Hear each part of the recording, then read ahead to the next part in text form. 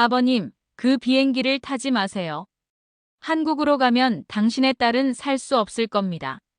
이탈리아 최고의 의료진들이 마지막 경고를 던졌습니다. 하지만 그 아버지는 모든 것을 버리고 한국행 비행기에 올랐습니다.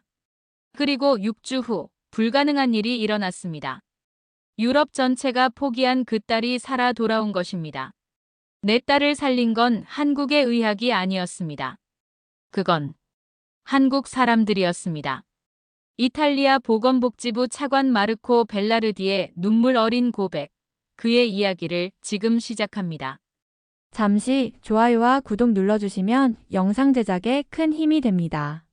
저는 마르코 벨라르디입니다. 이탈리아 보건복지부 차관직을 맡고 있죠. 직업상 아시아 여러 국가와 협력한 경험이 있지만 한국은 글쎄요, 솔직히 말해 제 기억 속 한국은 그리 좋은 인상이 아니었습니다. 5년 전 유럽질병통제센터 EDC 자문위원으로 일할 때였습니다. 아시아 지역 보건 협력 프로젝트를 추진하면서 한국 대표단과 처음 만났죠. 회의실에 들어서는 순간부터 뭔가 달랐습니다. 그들은 지나치게 형식에 얽매이고 결정 과정이 너무 느렸습니다. 모든 사안에 대해 내부 합의를 거치겠다며 시간만 끌었죠. 이건 국제협력입니다. 개인 감정이 들어갈 자리가 없습니다. 제가 회의 중 던진 말이었습니다. 한국 측 수석 대표의 표정이 굳어지는 게 보였습니다. 그는 자리에서 일어나 조용히 말했습니다. 벨라르디 자문위원님, 우리는 감정이 아닌 현실을 보고 있습니다. 귀하의 계획은 우리 상황에 맞지 않습니다. 결국 협약은 무산되었습니다. 저는 보고서에 비효율적이고 지나치게 감정적인 나라라고 기록했습니다. 그렇게 한국은 제 기억 속에서 전쟁은 끝났지만 아직 멀은 나라로 남았죠. 그로부터 3년 후 모든 것이 변했습니다. 제 외동딸 리아나가 희귀 자가면역 질환 진단을 받은 겁니다. 의학 용어로는 비정형 다발성 면역글로불린 지포 관련 질환이라고 합니다. 치료법은 존재하지만 반응률 5% 이하라는 절망적인 통계와 함께였죠. 당시 리아나는 겨우 19살이었습니다. 유럽에서 가장 우수한 의대에 입학한 지 몇 달 만에 병상에 누워버린 겁니다. 저는 직업상 가진 모든 인맥을 동원했습니다. 전문가들에게 물었죠. 혹시 아시아에서는, 일본이나 한국에서는 뭔가 연구가 있습니까? 그들의 대답은 한결같았습니다. 일본은 시도해볼 만하지만 한국은, 글쎄요, 그 나라는 논외입니다. 그렇게 한국은 제 목록에서 지워졌습니다. 하지만 운명이란 참 아이러니하죠. 제가 가장 의심했던 나라가 결국 우리 가족의 구원자가 될 줄 누가 알았겠습니까? 로마에서 시작된 리아나의 치료는 철저히 계획적이었습니다. 이탈리아 최고의 병원, 최신 바이오 신약, 모든 것이 완벽했죠. 비용은 문제가 되지 않았습니다. 제가 고위 공무원이었고 국가의료보험으로 대부분이 처리되었으니까요. 첫 달은 희망적이었습니다. 리아나의 증상이 조금 호전되는 듯 했으니까요. 하지만 두 번째 달 모든 것이 무너졌습니다. 병원장이 직접 저를 찾아왔습니다. 벨라르디 차관님, 유감스럽게도 신약 치료에 반응이 없습니다. 면역 수치가 다시 악화되고 있습니다. 저는 자리에서 일어나 창가로 걸어갔습니다. 로마의 아름다운 풍경이 눈에 들어오지 않았죠. 단 한 가지 생각뿐이었습니다. 다음은 어디? 다음은 독일이었습니다. 뮌헨의 유명한 민간연구소가 실험적 치료법을 제안했거든요. 3주간의 입원, 특수 면역조절요법, 그리고 어마어마한 비용이 필요했습니다. 15만 유로. 보험이 적용되지 않는 금액이었죠. 하지만 돈은 문제가 아니었습니다. 딸의 생명 앞에서 무슨 의미가 있겠습니까? 독일 병원은 모든 면에서 완벽했습니다. 깨끗하고 조용하고 효율적이었죠. 의사들은 매일 정확히 같은 시간에 회진을 돌았고 간호사들은 미소 없이 정확하게 업무를 수행했습니다. 하지만 3주 후 결과는 냉정했습니다. 임상 실패입니다. 더 이상의 치료는 의미가 없습니다. 독일 의사의 차가운 선고였습니다. 리아나의 상태는 오히려 악화되었고 체중은 45kg까지 줄었습니다. 그녀의 눈빛에서 희망이 사라져가는 게 보였습니다. 이탈리아로 돌아온 후 저는 보건부 내부 정보망을 총동원했습니다. 유럽 전역의 치료제 등록 현황을 모두 조회했죠. 결과는 절망적이었습니다. 희망 없음이란 결론뿐이었습니다. EU 전체가 포기한 병. 그것이 제 딸의 현실이었습니다. 최고의 의료 시스템, 최신 기술, 그리고 15만 유로. 돈은 들었지만 결과는 없었습니다. 딸은 매일 조금씩 사라져갔고 저는 무력감에 시달렸습니다. 아빠, 이제 됐어요.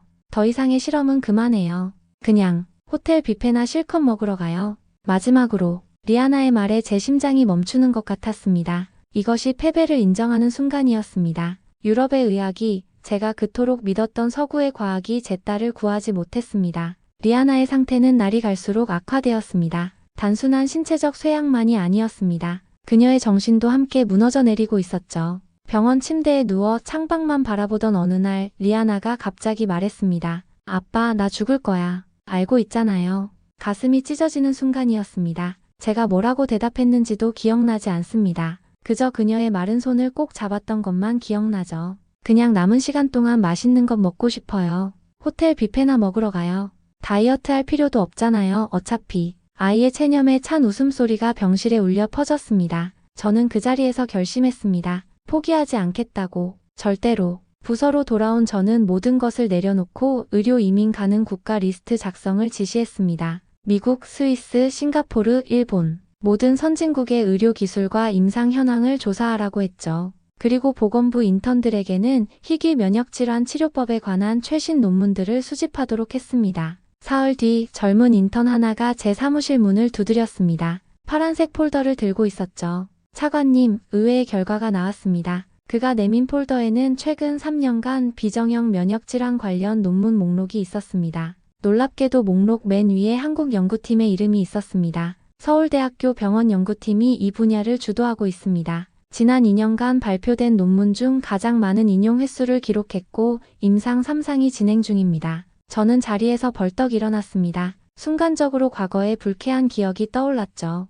한국은 안 돼. 인턴은 당황한 표정으로 물러섰습니다. 저는 계속해서 화를 냈습니다. 일본은? 싱가포르는? 다른 대안은 없어? 인턴은 고개를 저었습니다. 현재 이 특정 질환에 대한 임상 3상 단계 치료법은 한국이 유일합니다. 그것도 성공률이 63%로 보고되고 있습니다. 저는 창가에 서서 깊은 한숨을 내쉬었습니다. 그날 저녁 병원에 돌아가 리아나에게 이 사실을 말했습니다. 그녀의 반응은 예상치 못했던 것이었습니다. 아빠, 한국이면 어때요? 어차피 전 죽어가고 있어요. 한국에서 죽든 여기서 죽든. 그녀의 담담한 목소리에 저는 말문이 막혔습니다. 그녀는 이어 말했습니다. 아빠가 한국을 싫어한다는 건 알아요. 하지만 그게 제 생명보다 중요한가요? 그 말에 저는 가슴을 찔린 듯 했습니다. 제 고집과 편견이 딸의 생명을 위협하고 있었던 겁니다. 그날 밤 사무실로 돌아와 한국행 비행기표를 예약했습니다. 선입견과 과거의 기억을 버리고 오직 아버지로서 선택한 결정이었습니다.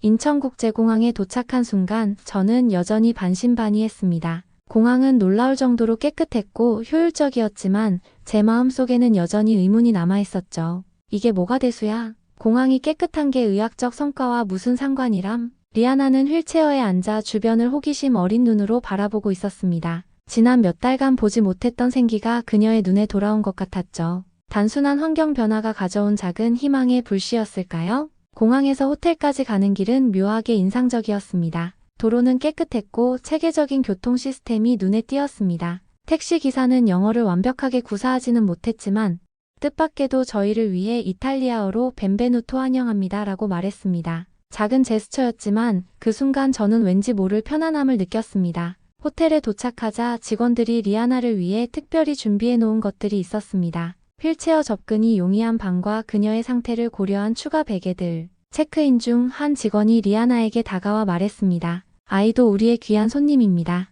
필요한 것이 있으면 언제든지 말씀해 주세요. 그 직원의 말에 리아나의 표정이 밝아졌습니다. 그저 의례적인 환대라고 치부하려 했지만 그들의 진심 어린 태도는 부정할 수 없었습니다. 다음 날 아침 병원 예약 시간까지 몇 시간이 남아있어 호텔 근처를 산책하기로 했습니다. 리아나는 휠체어를 밀어달라고 했죠. 거리는 놀랍도록 깨끗했고 사람들은 질서정연하게 움직였습니다. 횡단보도에서는 모두가 신호등을 지켰고 어떤 이는 눈길조차 주지 않으면서도 리아나의 휠체어를 위해 자연스럽게 길을 비켜주었습니다. 아빠, 여기 사람들 정말 친절해요. 리아나의 말에 저는 무심코 고개를 끄덕였습니다. 그러고 보니 그랬습니다. 강요된 친절함이 아닌 자연스러운 배려가 느껴졌죠. 병원으로 향하는 셔틀버스를 기다리며 저는 문득 제 선입견에 대해 생각했습니다. 과거에 그 회의실에서 만났던 한국인들은 정말 감정적이었을까요? 아니면 제가 그들의 문화와 가치를 이해하지 못했던 것일까요?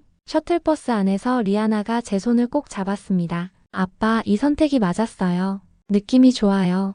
저는 딸의 말에 웃음 지었지만 마음속으로는 여전히 의학적 결과에 대한 불안감이 가시지 않았습니다. 그저 병원만 보려 했던 여행이었는데 이상하게도 길거리와 사람들이 더 큰 충격으로 다가왔습니다. 이것이 제가 몰랐던 한국의 모습이었습니다. 서울대학교 병원에 도착했을 때 첫 인상은 깔끔함이었습니다. 병원이라기보다는 고급 호텔 로비 같았죠. 접수대에 도착하자 영어를 구사하는 직원이 즉시 대응해 주었습니다. 벨라르디 씨 기다리고 있었습니다. 예약 시간보다 15분 일찍 오셨네요. 잠시만 기다려주시면 곧 안내해드리겠습니다. 놀랍게도 잠시는 정말 잠시였습니다. 3분도 채 되지 않아 국제진료 코디네이터라는 직함을 가진 여성이 다가왔습니다. 리아나 양을 위한 모든 준비가 되어 있습니다. 지금부터 제가 모든 진료 과정을 도와드리겠습니다. 그녀는 이탈리아어로 간단한 인사를 건넸고 이탈리아 문화에 대해 알고 있다며 웃었습니다. 리아나는 처음으로 의료진을 향해 미소를 지었습니다.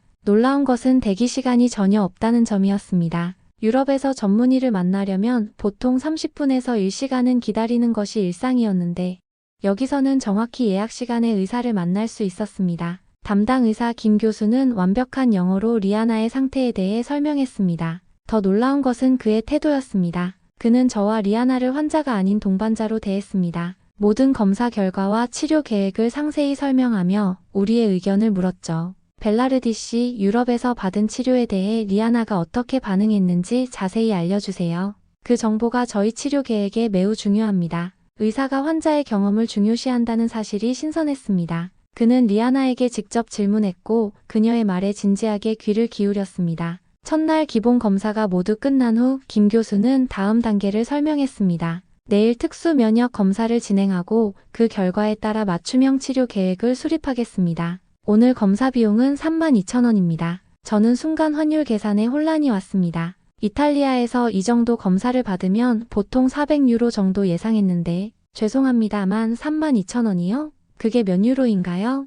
코디네이터가 웃으며 대답했습니다. 약 22유로 정도입니다. 저는 귀를 의심했습니다. 22유로? 로마에서는 간단한 혈액 검사만 해도 100유로가 넘었는데 여기서는 종합검사가 그 가격이라니요.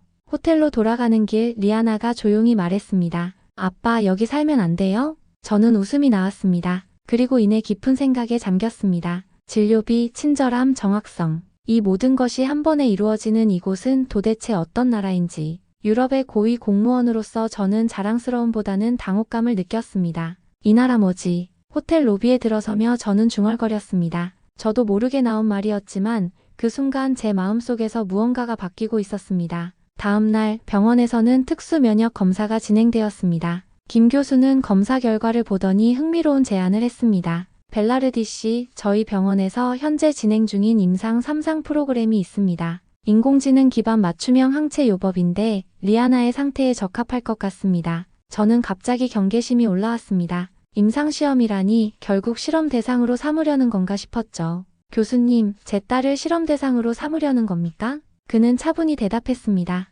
벨라르디 씨, 이미 이상 결과에서 63%의 반응률을 보인 치료법입니다. 유럽에서 받은 치료보다 훨씬 효과적입니다. 게다가 리아나의 면역 프로필은 이 치료에 이상적인 반응을 보일 가능성이 높습니다. 그의 전문적인 설명에 제 의심은 조금씩 누그러졌습니다. 그런데 다음 말에 저는 충격을 받았습니다. 이탈리아에서는 이 약 임상도 승인받지 못했습니다. 유럽의약청은 아직 검토 단계에 있고요. 저는 어리둥절했습니다. 제가 속한 보건부에서 이런 치료법이 있다는 걸 몰랐다니요? 김 교수는 계속해서 설명했습니다. 저희가 세계에서 가장 큰 규모의 자가면역 질환 데이터베이스를 구축했기 때문에 가능한 치료법입니다. 환자 수가 많아 축적된 데이터가 세계 최고 수준이죠. 그의 말을 들으며 저는 생각했습니다. WHO 자문위원으로 일했던 제가 어떻게 이런 사실을 몰랐을까요? 한국의 의료 수준이 이렇게 앞서 있다는 것을 왜 유럽에서는 제대로 평가하지 않았을까요? 동의서에 서명한 후 리아나는 특별 병동으로 이동했습니다. 1인실이었고 최신 설비가 갖추어져 있었습니다. 그리고 가장 인상적인 것은 간호사들이었습니다. 그들은 단순히 약을 투여하는 것을 넘어 리아나의 상태를 세심하게 살폈습니다. 그들은 리아나에게 한국어를 가르쳐 주겠다며 웃었고 이탈리아 음식이 그립지 않냐고 물었습니다. 치료가 시작된 지 일주일 만에 놀라운 변화가 있었습니다. 리아나의 혈액 검사 결과가 호전되기 시작한 것입니다. 그리고 가장 중요한 것은 그녀의 표정이었습니다. 눈빛이 살아났고 미소가 돌아왔습니다. 아빠, 뭔가 달라요. 몸이 가벼워졌어요. 그녀의 말에 저는 눈물을 참을 수 없었습니다. 그동안 유럽 전역을 돌며 찾아보지 못했던 희망이 이곳 한국에서 피어나고 있었습니다. 김 교수는 매일 아침 회진 때마다 리아나의 상태를 꼼꼼히 체크했고 저에게 모든 과정을 설명해 주었습니다. 그는 제가 이탈리아 보건부 차관이라는 사실을 알고 있었지만 그것 때문에 특별 대우를 하는 것 같지는 않았습니다. 오히려 모든 환자에게 이런 수준의 케어를 제공하는 것 같았습니다. 3주가 지났을 때 리아나는 휠체어에서 내려와 스스로 걸을 수 있게 되었습니다. 유럽에서 불가능하다고 여겨졌던 일이 여기서는 현실이 되고 있었습니다. 저는 제 눈을 의심했습니다. 치료 시작 6주 후 마지막 종합검사가 진행되었습니다. 김 교수는 결과지를 들고 병실로 들어왔습니다. 그의 표정만으로도 좋은 소식임을 알 수 있었습니다. 벨라르디 씨, 리아나 양의 면역 수치가 정상 범위로 돌아왔습니다. 모든 염증 지표가 안정화되었고 항체 반응도 정상입니다. 저는 자리에서 일어나 그의 손을 잡았습니다. 이게 무슨 의미입니까?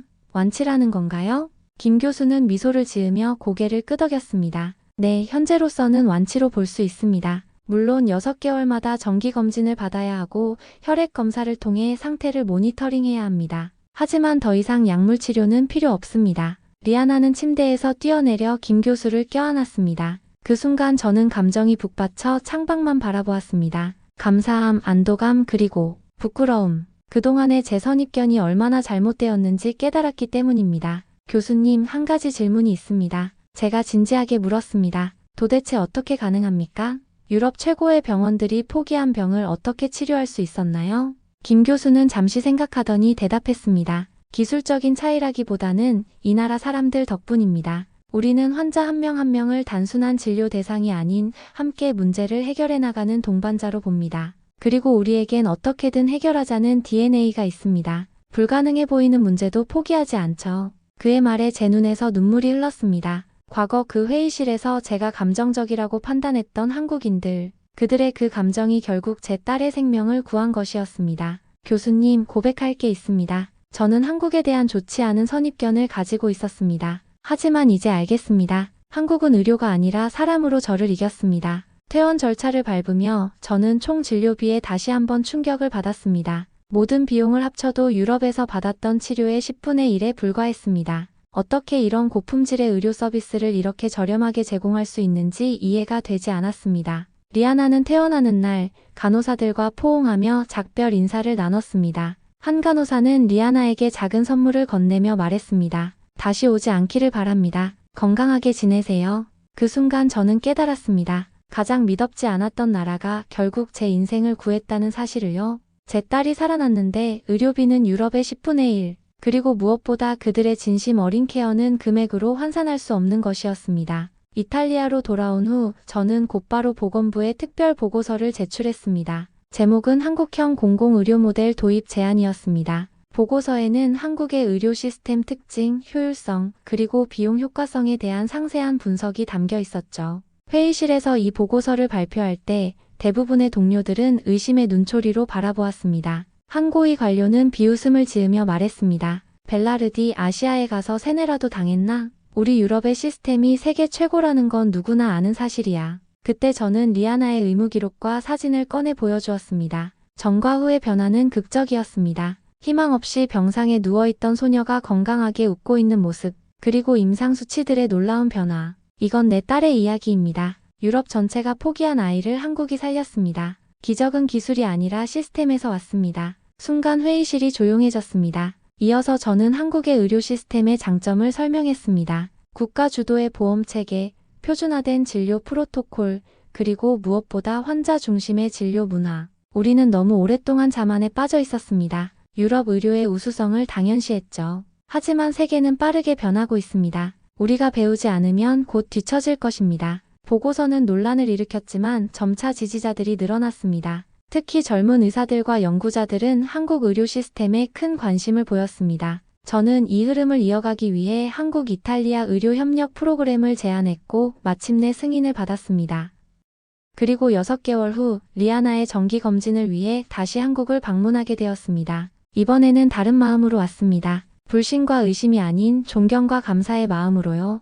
인천공항에 도착했을 때 리아나는 흥분을 감추지 못했습니다. 그녀는 이미 한국어 공부를 시작했고 한국 문화에 깊은 관심을 보이고 있었습니다. 비행기에 오르며 리아나가 물었습니다. 아빠, 제가 서울대 의대에 지원하면 어떨 것 같아요? 저는 웃으며 그녀의 손을 잡았습니다. 왜 안 되겠어? 이제 내 미래는 여기서 시작된다. 비행기가 서울 상공을 날아가는 동안 저는 창밖을 바라보며 생각했습니다. 때로는 우리의 가장 큰 선입견이 가장 큰 축복으로 바뀔 수 있다는 것을. 한국은 단순히 제 딸을 치료한 것이 아니라 제 시각과 마음까지 바꿔놓았습니다. 그리고 오늘도 저는 사람들에게 말합니다. 한국의 기적은 기술이 아니라 사람에 있다고. 단순한 감동이 아니라 시스템의 승리라고. 이제 저는 자랑스럽게 말할 수 있습니다. 한국이 내 아이를 살렸습니다. 시청해주셔서 감사합니다. 이 이야기가 여러분에게 작은 희망과 용기가 되었기를 바랍니다. 좋아요와 구독, 그리고 여러분의 경험도 댓글로 나눠주세요. 다음 이야기로 찾아뵙겠습니다.